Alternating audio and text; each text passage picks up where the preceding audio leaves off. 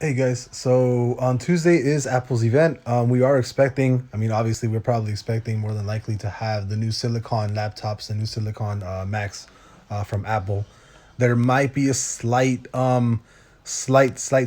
chance that we might see their new AR glasses, which is what I'm most excited about, honestly, from Apple. I don't really care too much about the AirPods or the Macs. I mean, I have an iPhone, which is great, but the thing that excites me the most about Apple is actually their glasses, and I'm definitely a day one purchase for that. I can't stress that enough. I am extremely excited about their AR glasses. I do own an HTC Vive, and knowing exactly where the tech is right now, it's absolutely phenomenal. I do think the Vive, the VR headset, is absolutely amazing. I've never experienced anything like it, and that's what I'm most excited about from Apple. But as far as November 10th, this upcoming Tuesday, what do you guys actually think is going to be released? What do you guys think they're going to be releasing apart from the Silicon laptops, which is what's more than likely going to be talked about, and more than likely going to be released. But apart from that, do you guys think the AR glasses are actually going to be likely to come out? Because I really want to